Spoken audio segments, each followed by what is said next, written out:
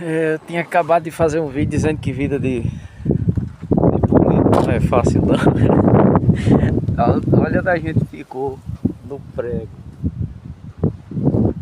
Literalmente no prego.